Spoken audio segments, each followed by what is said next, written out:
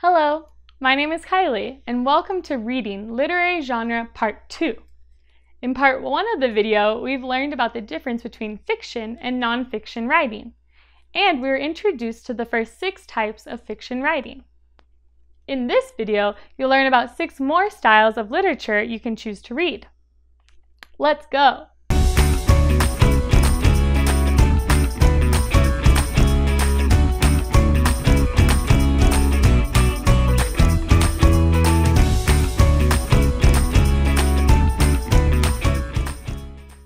Okay, so there are many types of fiction reading. In this video, we'll look at folktale, fairy tale, mystery, historical fiction, drama, and poetry. Let me explain what these types of writings are about.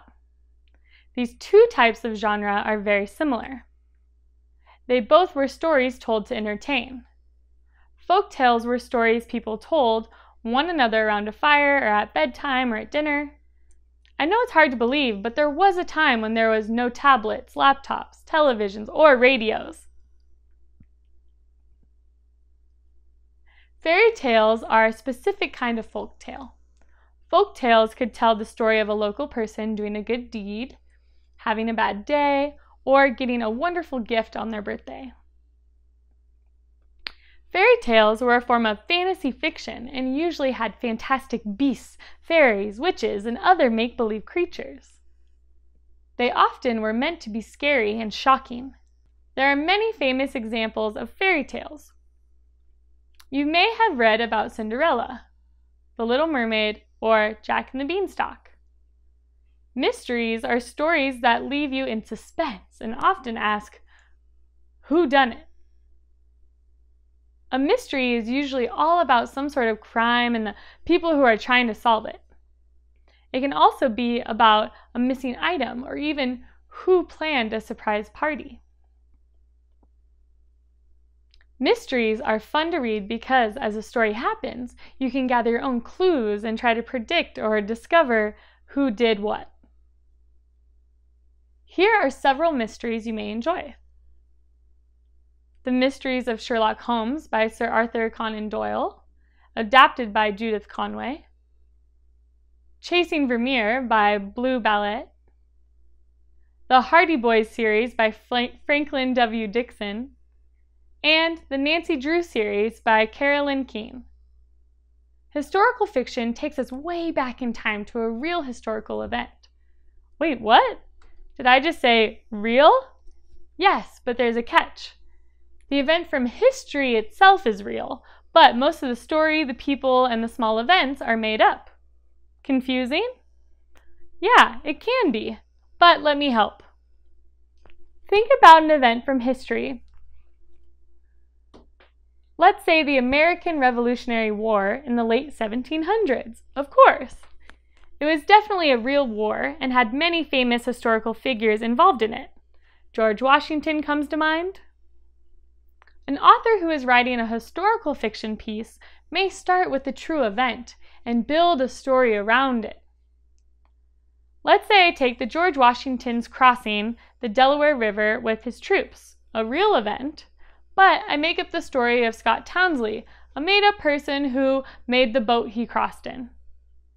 I make up the boatmaker an exciting story to go with how he barely made the boat in time to help George Washington cross the Delaware River.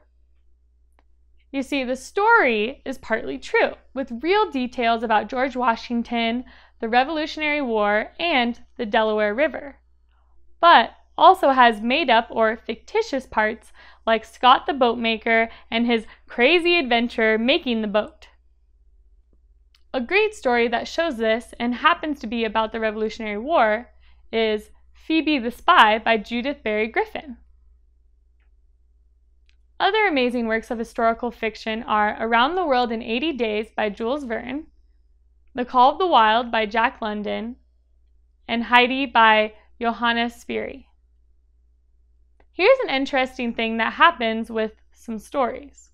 Some stories start out as realistic fiction, then end up being historical fiction because of the passage of time. Remember the book Black Beauty we mentioned earlier? Well, when it was written in 1877, it was considered realistic fiction. It's now been over 140 years since it's been written, putting the setting in the past. We now would consider it to be historical fiction. I wonder what books are being written right now that will be around to be thought of as historical fiction in 100 years or more. Drama is a made-up story written to be performed on a stage. This is also called a play.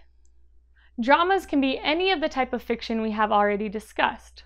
One thing that makes drama different from other genres is that it includes directions for the actors and lists dialogue or words to be spoken. It looks very different from other types of writing. Take a look at a sample from a play about a garden in the city.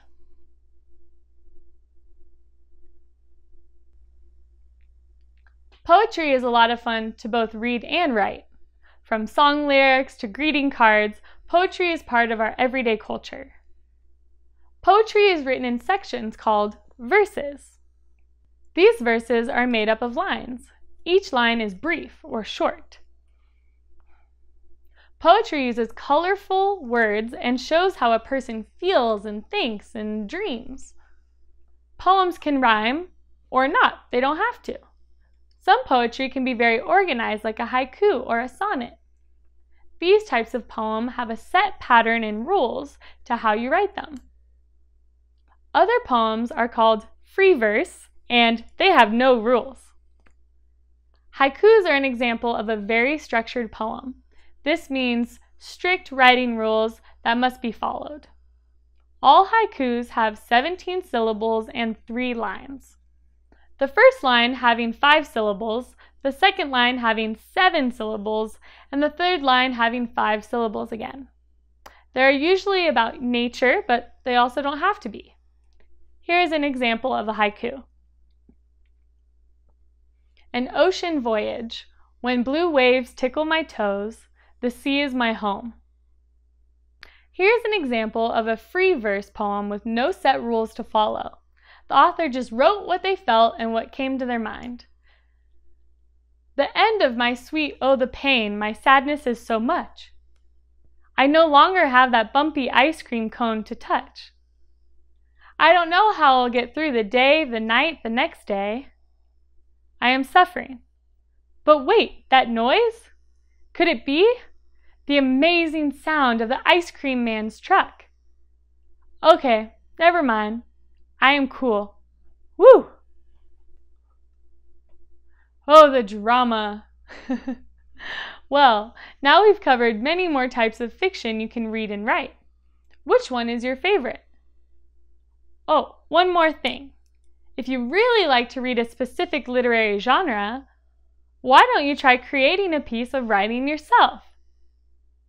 If you're interested in learning more about how to go about this, you could watch our video series on the writing process. To practice what you've learned, be sure to play our fun online games and quizzes. Until next time, remember to always be clever. Hey, hey.